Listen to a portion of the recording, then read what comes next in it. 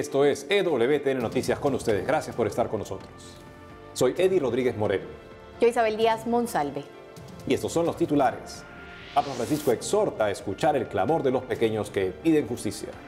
Santo Padre expresó su dolor por víctimas de incendio en Bangladesh. Y Secretaría del Sínodo de la Amazonía organiza seminarios de estudio y presenta sitio web. Empezamos el programa con información desde el Vaticano, donde se encuentra nuestra corresponsal Mercedes de la Torre Cuellar, quien nos tiene alcances sobre el reciente encuentro que sostuvo el Papa Francisco con los presidentes de las conferencias episcopales del mundo. Hola a todos desde la Plaza de San Pedro en el Vaticano, en donde acaba de concluir el importante encuentro del Papa Francisco con los obispos del mundo sobre la protección de menores en la Iglesia. Este histórico encuentro convocó a 190 participantes, quienes durante los 3 primeros días estuvieron en el aula nueva del Sínodo para rezar, escuchar relaciones, trabajos en grupos y escuchar también testimonios de algunas víctimas. Fueron particularmente interesantes las palabras del Papa Francisco al inicio del encuentro, quien pidió escuchar el clamor de los pequeños que piden justicia para proponer medidas concretas y efectivas y no solo condenas simples y obvias. Además, el Santo Padre recordó la importancia de la responsabilidad pastoral y eclesial que los obispos tienen, cuestión que debe llevar a discutir de modo sincero y profundo sobre cómo enfrentar este mal que aflige a la Iglesia y a la humanidad. Por ello, el Papa rezó para que el Espíritu Santo ayude a los pastores a transformar este mal en una oportunidad de conciencia y de purificación y para que la Virgen María les ayude a curar las graves heridas causadas por la pedofilia.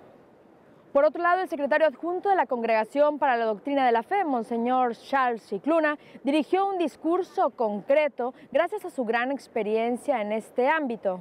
Monseñor Scicluna exhortó a los obispos a colaborar con las autoridades civiles para que las acusaciones de abusos puedan ser investigadas y se realice un juicio justo. En esta línea es importante que la comunidad sepa que tiene el deber y el derecho de denunciar la mala conducta sexual de una persona a la diócesis o a la orden religiosa.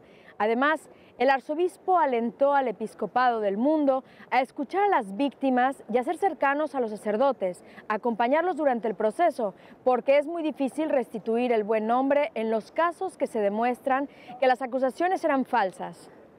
Por último, Monseñor Scicluna señaló la importancia de la selección de los candidatos al sacerdocio y de la vida religiosa, así como también la formación del clero para impartir cursos sobre la protección de menores.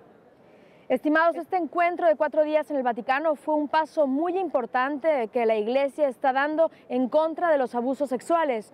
El resto de la Iglesia puede apoyar con sus oraciones por los frutos de estas iniciativas. También es importante no olvidar todo el bien que la Iglesia realiza. Informó para ustedes desde Roma en EWTN Noticias, Mercedes de la Torre Cuellar. Hasta la próxima. Muchas gracias, Mercedes, por la información. Nosotros seguiremos ampliando esta información, seguiremos ahondando en las reflexiones y las conclusiones de este gran encuentro, que es un primer paso, pero que ha dejado muy claro la necesidad de la Iglesia de escuchar a las víctimas, de atender a las víctimas y crear canales para ellos justamente, y también el no seguir ocultando este mal de la Iglesia. También recalcando la importancia de que todos cumplan con su tarea, los medios de información, el medio penal, la Iglesia, y también de que laicos con experiencia puedan ayudar en la investigación para esclarecer todos los hechos y asegurar que este tipo de crímenes no se realicen más en la Iglesia en la medida de lo humanamente posible. Por otro lado, el Papa Francisco expresó su dolor por las víctimas de un fuerte incendio en Bangladesh. Hace unos días, el Papa Francisco expresó su dolor por los 81 muertos y 50 heridos que dejó un gigantesco incendio en el popular barrio de Chowk Bazar, ubicado en la parte antigua de Dhaka, capital de Bangladesh. Según se dio a conocer, el incendio inició aproximadamente a las 10:40 de la noche en un edificio de 5 pisos donde había un almacén de plásticos.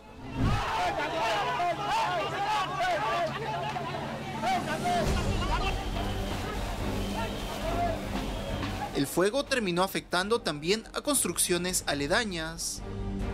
Ante este lamentable suceso, el secretario de Estado Vaticano, Cardenal Pietro Parolin, envió un telegrama de pésame a nombre del Papa Francisco. En el texto, el pontífice extendió su solidaridad a todos los afectados y dijo orar especialmente por el reposo de los difuntos y por la curación de los heridos.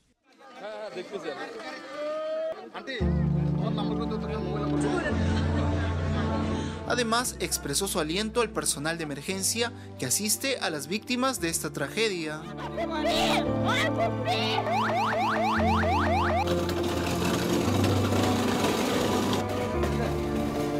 Finalmente, el Santo Padre invocó las bendiciones divinas de consuelo y fuerza.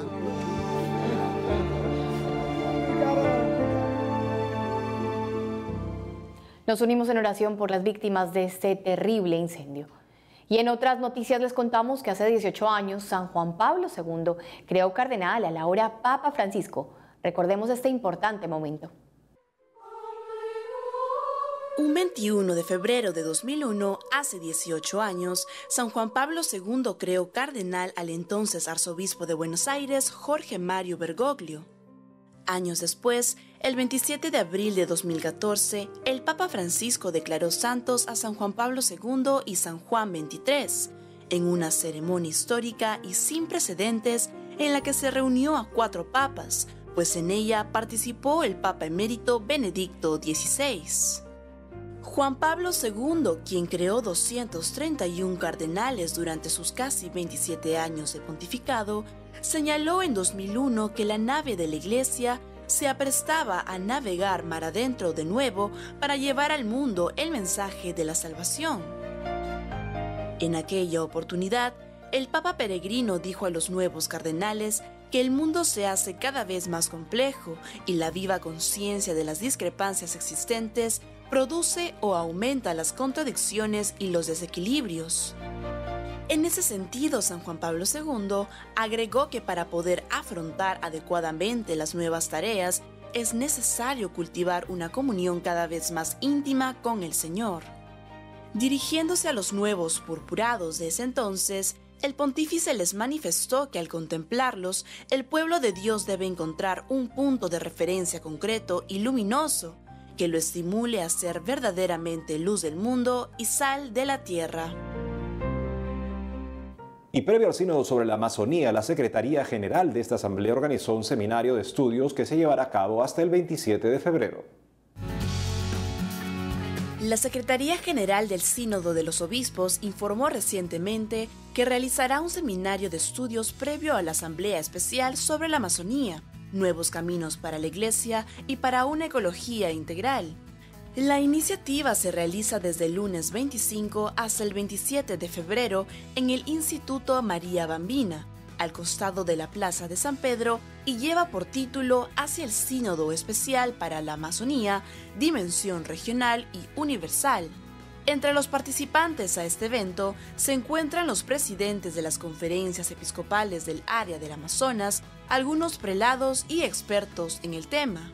Según se dio a conocer, el proyecto tiene el objetivo de resaltar la relación entre la situación eclesial particular y el entorno amazónico y otros contextos territoriales similares. Por otro lado, los participantes abordarán temas relacionados con la promoción de la ecología integral, pero basándose en la encíclica Laudato Si. Al concluir el evento, se realizará una síntesis de las perspectivas surgidas y una comunicación sobre el camino de preparación para el sínodo. Y en una noticia recientemente publicada en The New York Times, se abordó un tema poco conocido. ¿Qué ordena el Vaticano cuando un sacerdote tiene un hijo? Conozcamos un poco más sobre esta situación.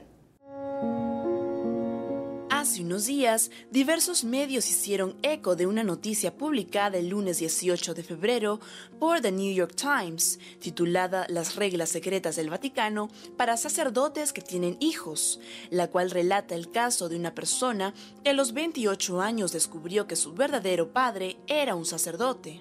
Sin embargo, quien declaró al medio estadounidense fue el director interino de la Santa Sede, Alessandro Gisotti, que originalmente no mencionó la frase reglas secretas, sino líneas guías para afrontar estos casos. El vocero del Vaticano confirmó que se trata de un documento de uso interno que sintetiza la práctica formada en el curso de los últimos años en la congregación y no está destinado a la publicación. Asimismo, Gisotti agregó que el principio fundamental que anima estas líneas es la tutela del niño. Por ese motivo, manifestó que el documento ordinariamente pide que el sacerdote presente la solicitud de dispensa de las obligaciones del Estado clerical y como laico asuma sus responsabilidades de padre, dedicándose exclusivamente al hijo. Entonces, de la Santa Sede jamás se habló de un archivo secreto, se habló de información interna que busca asegurar, ante todo, que el padre cumpla sus responsabilidades para con su hijo y, por lo tanto, que sea retirado del ministerio sacerdotal con ese fin. Ahora nos enlazamos con nuestra corresponsal en España, Blanca Ruiz, que nos trae información sobre el misionero salesiano que fue brutalmente asesinado en Burkina Faso por yihadistas. Adelante, Blanca.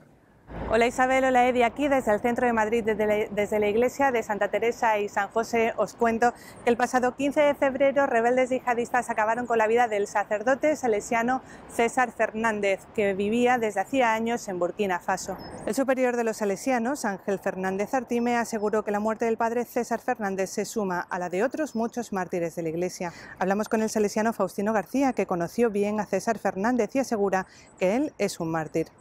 Una muerte cruenta que, según Faustino, es el broche de oro a una vida entregada a los demás.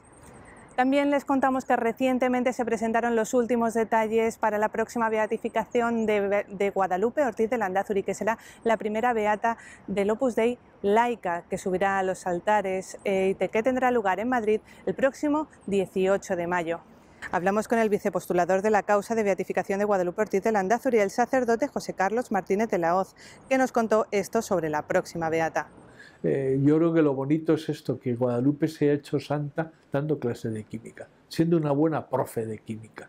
Eso es lo que nos está golpeando a todos, es a que cada uno en su profesión, en su ambiente, puede convertir lo cotidiano en tarea divina, en un momento de amar a Dios y a los demás. Lógicamente, al ser una de las mujeres de las primeras vocaciones de la obra después de la guerra, que ya tenía la carrera terminada, que era una mujer madura, enseguida San José María pues se fue apoyando en ella y fue descargando en ella el peso. Por ejemplo, la primera residencia, en quien confiamos, pues era una mujer ya de madura, ¿no? Una mujer muy alegre, muy graciosa, pero madura, ¿no? Ya una persona que ha pasado la guerra también, que ha visto morir a su padre fusilado, ¿no? Son personas que han crecido muy deprisa, ¿no? Con motivo del centenario de la consagración de España al Sagrado Corazón de Jesús, la diócesis de Getafe acogerá un gran simposio en el que participarán numerosos expertos y que profundizarán sobre la vida y la figura del beato Bernardo Hoyos, que es el principal apóstol del Sagrado Corazón de Jesús en el mundo. Al beato Bernardo Hoyos se le reveló la llamada gran promesa en la que Jesús dijo reinar en España y con más veneración que en otras muchas partes. Esto es todo desde España. Un saludo, Edi, un saludo, Isabel. Seguiremos informando. Muchas gracias, Blanca, por la información. Pues retomando un poco la noticia que nos cuenta nuestra corresponsal en España acerca de la nueva beata, la próxima beata laica del Opus Dei, pues es una alegría el poder contar con personas que se santifiquen en lo cotidiano, un modelo más para poder creer que en nuestro trabajo, en nuestro día a día, podemos alcanzar esas virtudes tan deseadas. Amigos, ahora tenemos que hacer una pausa, pero al volver, obispos de Venezuela condenan decomiso de medicinas para mujeres embarazadas. Y en Nueva York, Cardenal Dolan aseguró que sí hay alternativas al aborto. Ya volvemos con más información en EWTN Noticias.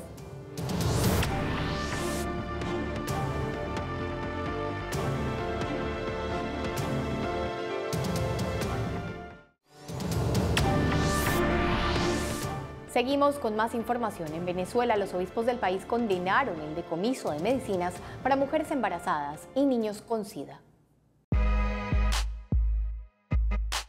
Mediante un comunicado, la Comisión de Justicia y Paz de la Conferencia Episcopal Venezolana rechazó y condenó los allanamientos y detenciones que se realizaron recientemente en el país por organismos policiales en ONGs.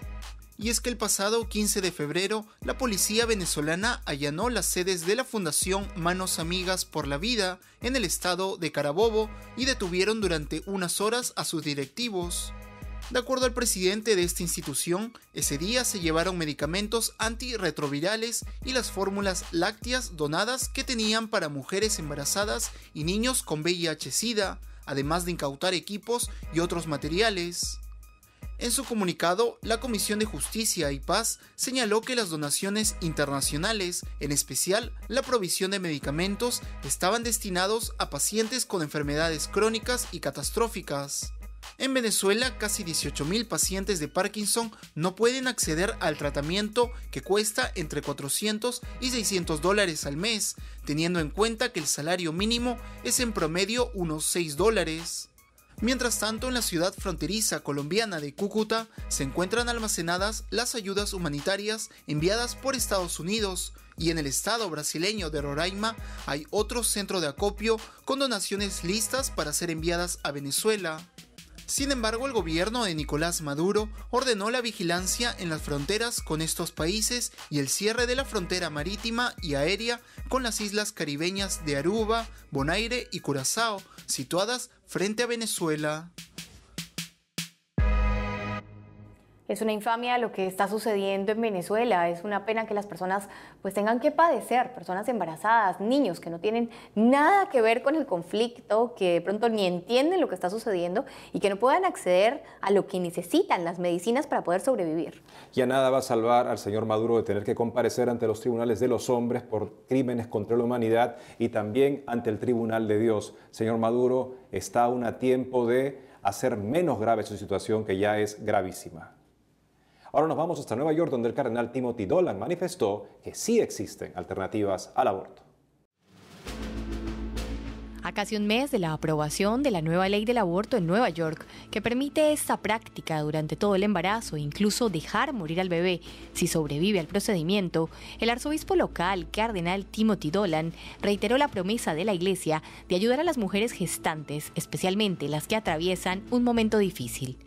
En una rueda de prensa en el convento de las Hermanas de la Vida, comunidad que se encarga de ayudar a embarazadas, el purpurado también aseguró que la Iglesia está comprometida en proporcionar a las mujeres una alternativa al aborto que sea cálida, acogedora y respetuosa de la vida.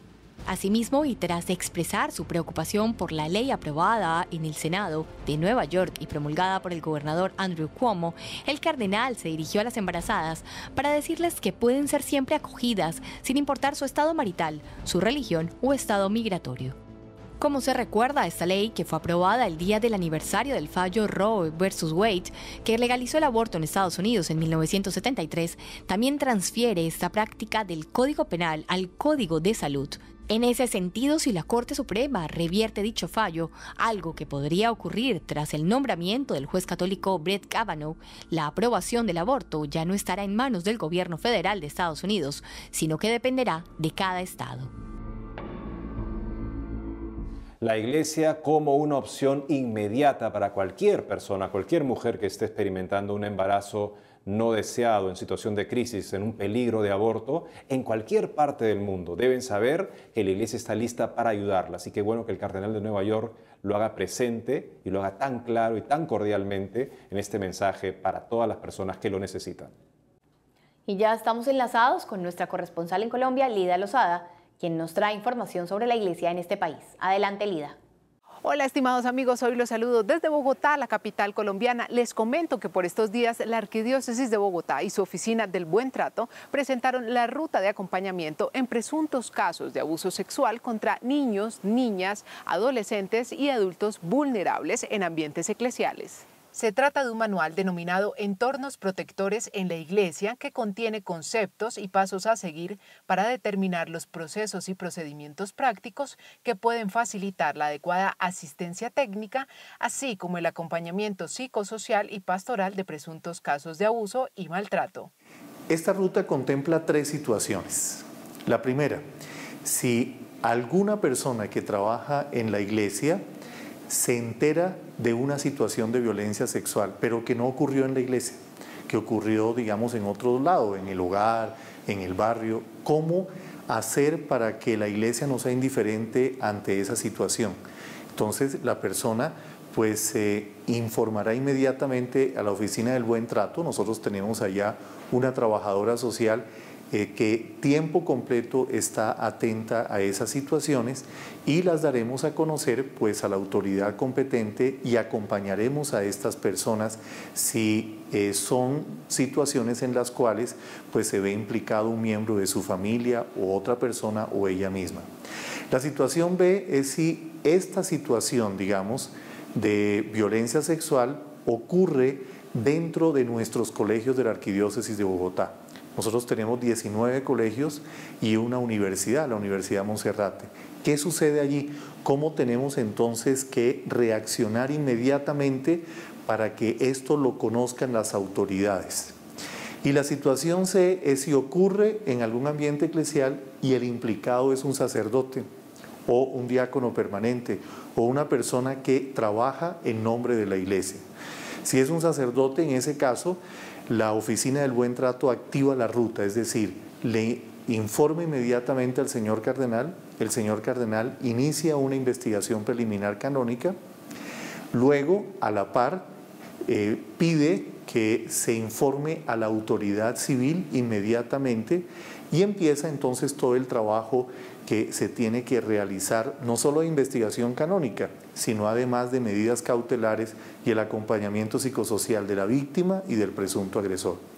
Si es una persona que trabaja en nombre de la iglesia, pues sucede lo mismo. También informamos inmediatamente a la fiscalía, pero además acompañamos psicosocialmente al agresor, al presunto agresor y también a la víctima. El equipo de la Arquidiócesis de Bogotá, con un grupo de gestores para la protección de los menores, ya inició el proceso de socialización y capacitación sobre este contenido entre sus 400 sacerdotes, 140 diáconos permanentes y los agentes pastorales que colaboran permanentemente con el trabajo de la Iglesia. Por otra parte, Monseñor Ali anunció que este año también se estará trabajando en el desarrollo y la socialización de una cartilla con contenido similar, pero esta vez didáctico e ilustrativo para que los menores puedan también identificar estos casos y saber cómo proceder.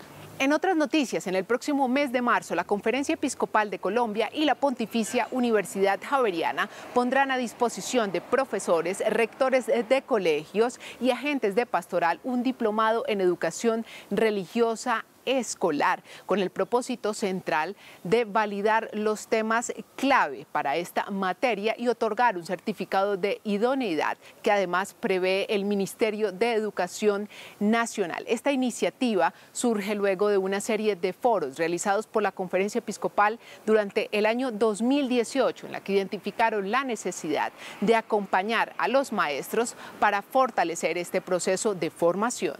Desde hace varios años, pero que se concluyó en julio del 2017, la Conferencia Episcopal aprobó los estándares para la educación religiosa escolar, que son las directrices, las pautas, los lineamientos para que los profesores en todas las instituciones del país que deben tener el aval, el reconocimiento de la idoneidad para la enseñanza de esta área tan importante del saber humano, como es la religión, que tiene que ver con la ética, que tiene que ver con las relaciones humanas, pues esos estándares iluminan el ser y el quehacer de los maestros en esta área particular. Es una experiencia abierta para todos los docentes de la ERE, para rectores, para delegados de pastoral académica, todos los que puedan interesarse en este tema, ojalá que la puedan aprovechar, que es una propuesta muy interesante con unos profesores y docentes muy competentes que nos van a estar acompañando en esta disciplina.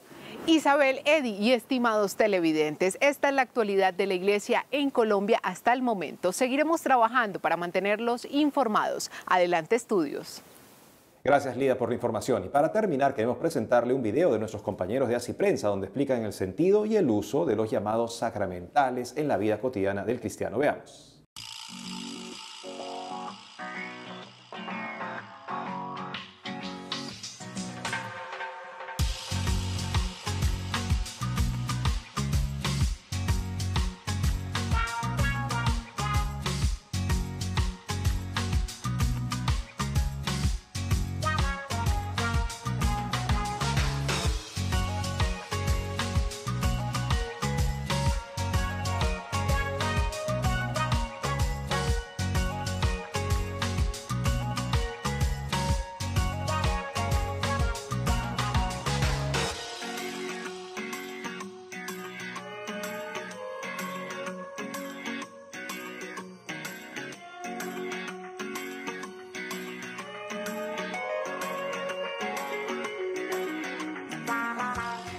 Y es todo por hoy, amigos. Gracias por haber estado con nosotros en EWTN Noticias. Nosotros seguiremos trabajando para llevar a sus hogares la información de la Iglesia Católica. Ustedes síganos en nuestras redes sociales para que puedan acceder a esta información. Que tengan un buen día y hasta pronto.